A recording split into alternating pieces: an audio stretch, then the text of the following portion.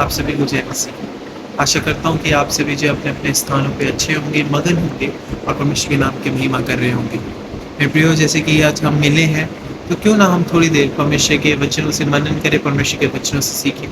और आज हम देखेंगे कि परमेश्वर हमारे जीवन से क्या योजनाएं बना के रखता है, या परमेश्वर का क्या पर्पस है हमारे जीवन से। मेरे प्रियो, आइए मेरे साथ निकालेंगे यिर्मयाह उसका 29 अध्याय उसकी 11वीं आयत। आइए मेरे साथ पढ़ेंगे।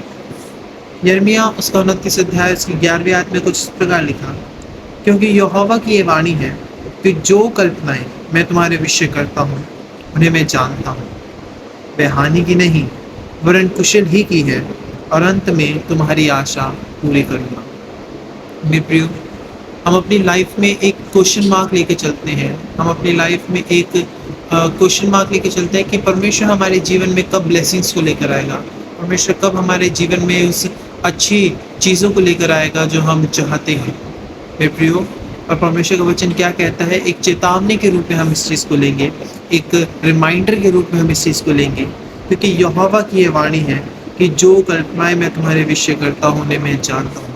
यदि आज हम किसी मुसीबत में हैं, यदि आज हम किसी परेशानी में हैं, तो इन परेशानी को लेके बैठने की ज़रूरत नहीं है।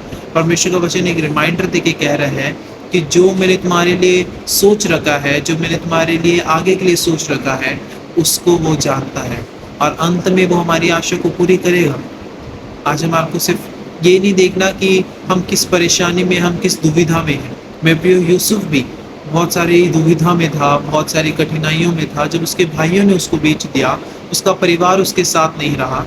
पर हमारे को ये देखने की ज़रूरत है कि जब यूसुफ परमेश्वर के साथ चला, तो परमेश्वर ने अपनी इच्छा, जो परमेश्वर चाहता था यूसुफ की लाइफ से, उसको पूरा किया।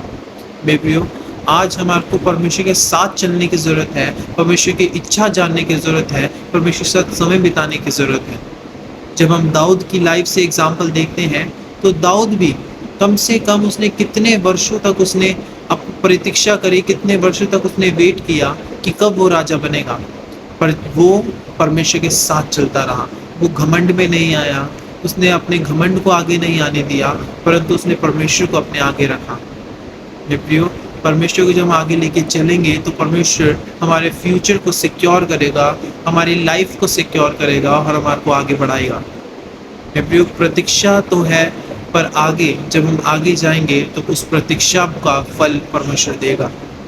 वो फल जो किसी को नहीं मिलता, वो फल परमेश्वर हमारे को देता है। मेरे प्रियो, आज हमारे को अपने आप को सिक्योर करने की ज़रूरत है। आज हमारे को परमेश्वर की लाइफ में, अब परमेश्वर के ब्लड से हमारे को अब सील कर होने की ज़रूरत है, ताकि परमेश्वर अपने पर्पस हमारे जीवन में पूरा कर सके, और परमेश्वर हमारे को वो ब्लेसिंग्स दे सके जो परमेश्वर ने हमारे लिए सोच रखा है। परमेश्वर का वचन इधर साफ साफ कहता है, उन्हें मैं जानता हूँ, वह हानि की नहीं है वरन कुशल ही की है।